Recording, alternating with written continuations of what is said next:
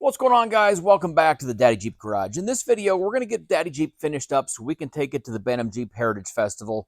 We're also going to be working on painting my brother's 2020 Dodge Ram. We're going to two-tone it, so I'll show you a little bit on how we're painting that truck, and we might even get to do a little off-roading, so stick with us. This is going to be a good one. Needed to see.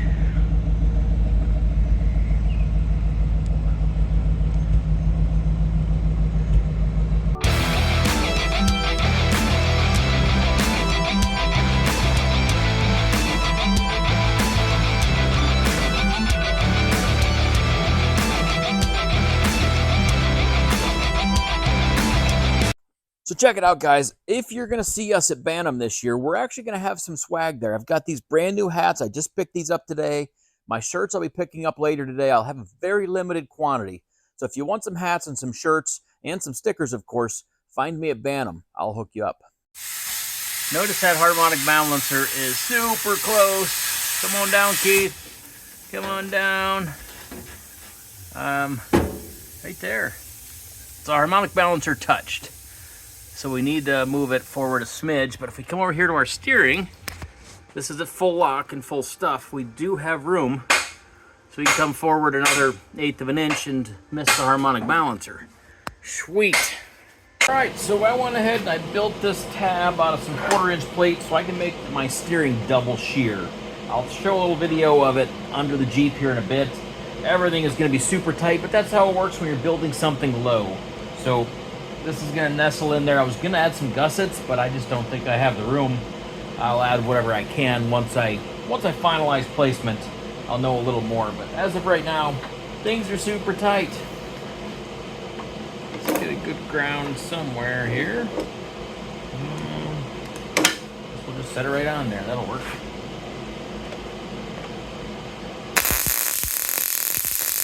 Boy, I tell you, this is what it all comes down to, is fitting all of this steering. Now, sure, it looks like everything fits, but it is super tight when I articulate this axle. The axle, based on the shock travel, could go up 5 inches, but I've only got about 4 until my tie rod hits my pitman arm. So I've made the pitman arm double shear, and I've nested it right in the middle, which I really like. I think that's going to work pretty good, but I'm definitely going to have to limit travel just to keep these things from interfering with one another. And I'm still not even sure when I turn it all the way to lock that I'm going to have clearance. It's going to be super tight, and I still have to fit a ram in there somewhere. So I went ahead and I got the pinion angle set right at 4 degrees. It's super nice to have the enduro joints with a right hand and a left hand, so you can just spin the control arms and get that set real easy. So 4 degrees is where I'm going to start at. I don't know if it's going to be perfect, but that's where we're starting. So I spent some time doing a little bit of CAD, of course, cardboard aided design with an old Miller Lite box, and I come up with these shock mounts. They'll make a little more sense when I show them to you on the axle, but I went ahead and I got them traced out on some 1/4 inch steel. We're going to use the old Cut 55 and chop these guys out of here, and then we'll get them all ground to fit and poke a hole in them.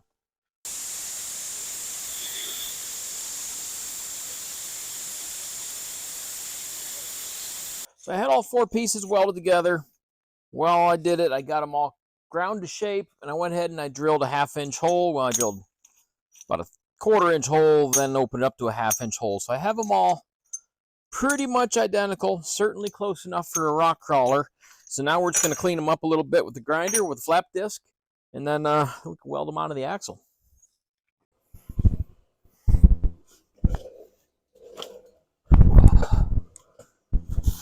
So I previously built these cool little shock mounts that fit nicely down in the bottom of the C, between the C and the truss, and I really liked them, and then I realized they're way too short.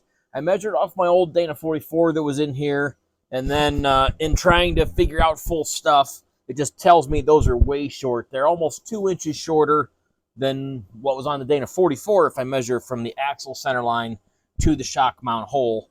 So I went ahead and I built some extensions to weld on top, and then I cut out a chunk of tube to simulate the thickness of my shock, plus a little extra just to give me some room.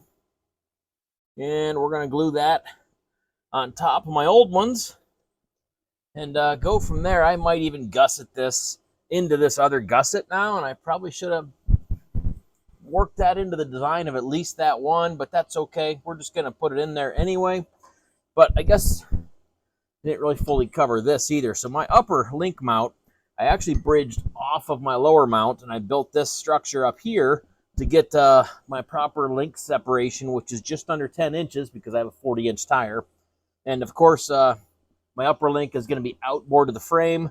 I did everything I could to try to figure out how to keep this inside the frame, but there is just too much crap that needs moved.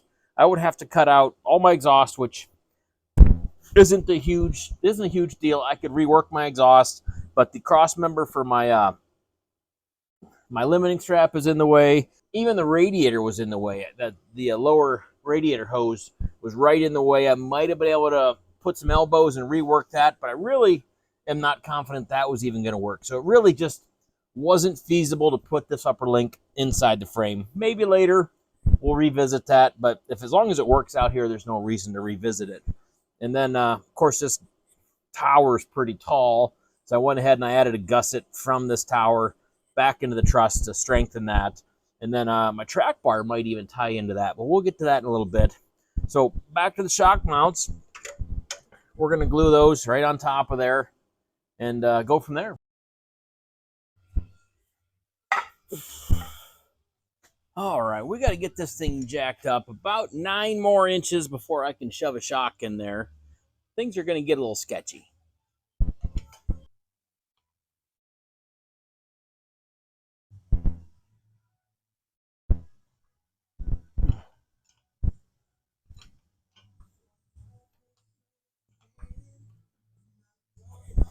Sketchy!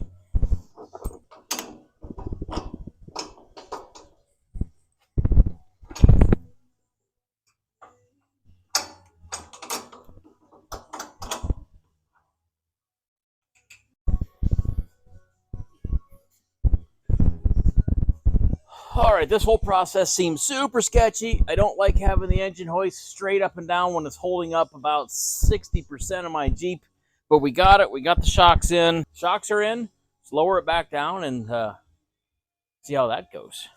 It's actually sitting on its own weight now. We're showing why we definitely need to get a track bar next, but it is sitting on its weight again, so that's pretty cool. All right, so here we are under the Jeep. You really can't see it from here, and that's kind of by design. My hydraulic ram is tucking in nicely right behind my tie rod, so I've got it welded. I actually welded it a little higher to the truss, not the axle tube. And then we went ahead and flexed the suspension, and that stops just shy of the valve cover, so it fits in there really nice. And I just commented on a Facebook group about how well mine fits, and it's because my track bar is behind the axle. This is normally the area where a track bar would live, but by moving that to the back, it really created a nice space for this trail gear ram to live. You can see here from the side how nicely that ram fits. This is at full lock to the driver's side, so we have plenty of room, plenty of clearance around the ram between the axle and in the tie rod. So it's really, like I said, in a nice space. It's protected up behind the tie rod. If they take a hit, they're going to take that hit together. So we're towed in 3/16.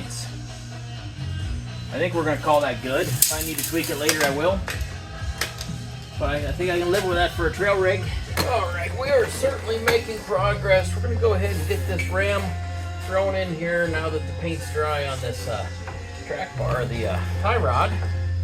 Get these lower links final welded so we can get some paint on them and get these things under the Jeep for the last time. Welding helmet's a good idea. Everything is welded. We're going to give it a little wipe down with some brake clean because, you know, that is the appropriate professional prep for paint. All right, now that that's clean, we're going to use that same rag as some masking material. I don't want to paint my nice gold Heims all black, so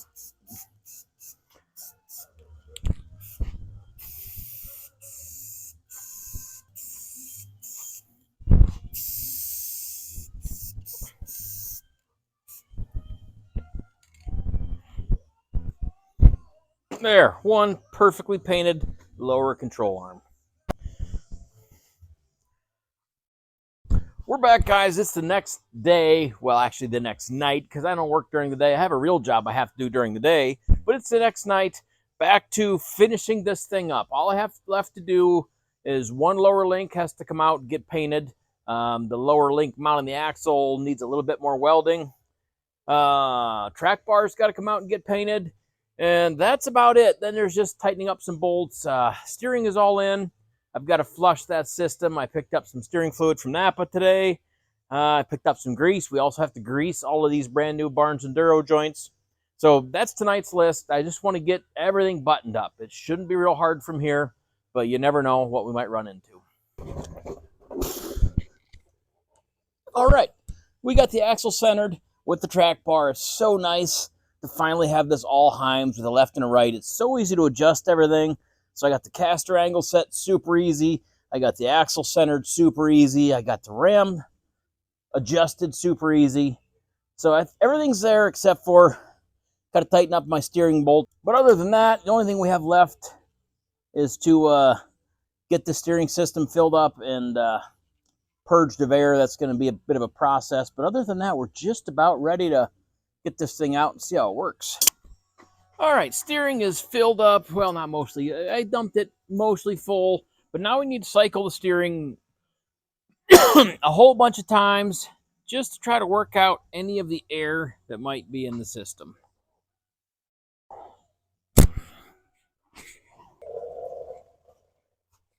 So these Barnes joints come with these flush-fitting grease zerks, and those require a special needle.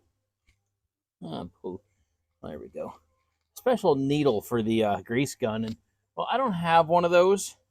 And I don't know if I care to have one of those. So I'm just going to go ahead and replace them with a conventional grease zerk. Now, the caveat to that is it's okay on these ones that face up and they're protected and they're safe. But when I get to the ones in the bottom, I'm going to put in a conventional grease zerk. I'm going to grease them. And I'm going to swap the flush fitting ones back in, just so I don't smash these things on rocks and make them so I can't grease them anyway. So the flush ones will survive a little better. And then anytime I need to grease it, I'll just swap one in, grease it, and swap it back out. All right, guys, we're in Warren, Pennsylvania today on a Go Topless Day ride with the Wrangler Club of Warren, I believe, something like that. We got a ton of Jeeps. We got about 110 Jeeps lined up. All right, so here we are approaching Kinzua Dam. It is an awesome opportunity to actually get to drive across this. We zoom in way up there, you can actually see some Jeeps going across. We're a little past midway in the pack, so it'll be a bit. We have to go through our safety checks, but we'll be up on the dam here pretty soon. All right, here we go. We are driving on the dam. How cool is this?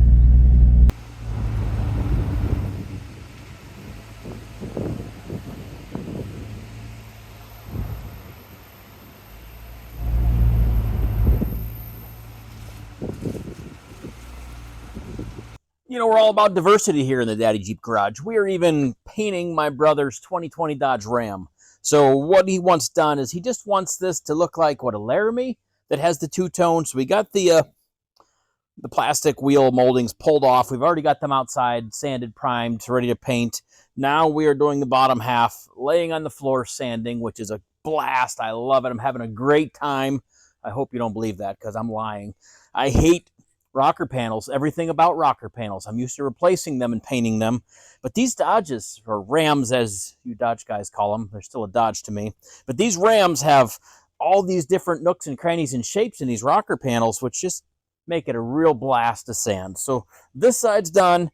Got to move to the other side, get that side sanded, then we can do a light coat of primer, and we can finally get this thing into paint.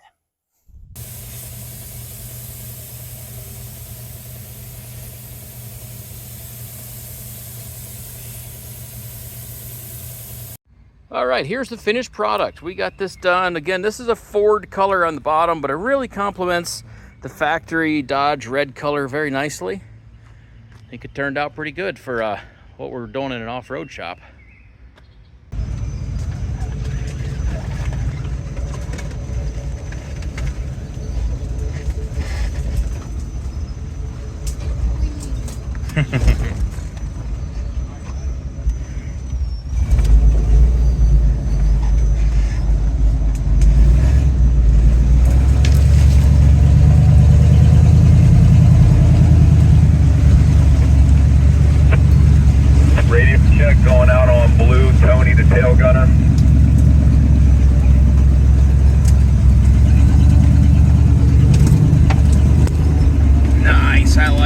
Yes. Can you hear me up there?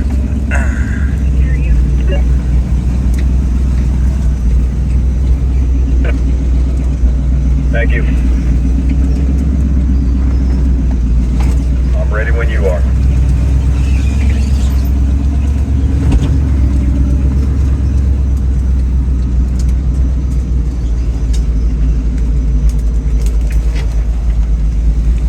Oh yeah, this is cool. Going up or to the left? To the right. Of the three.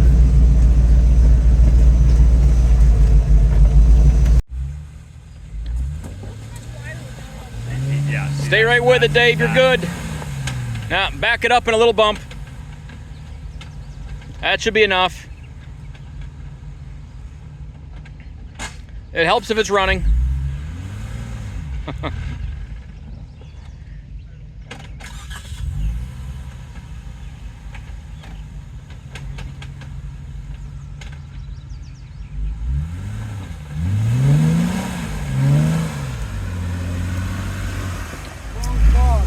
It works better when you don't stall it.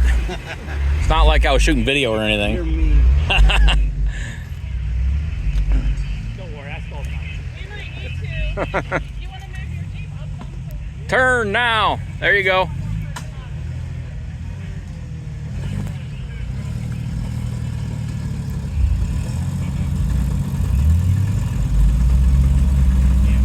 Look at you go. All right, here's Landon giving this black trail a try that I struggled so badly on. Already starting off just like I did. It sucked him right into the tree. All right, thank you. All right.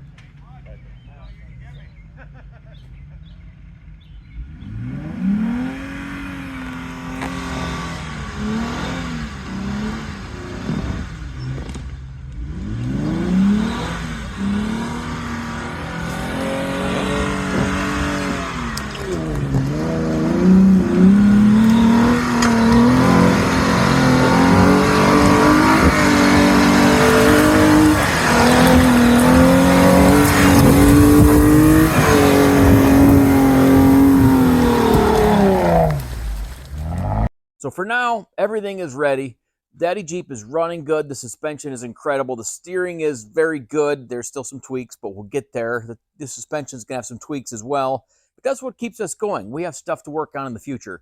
So thanks for watching, guys. I hope to see some of you at Bantam.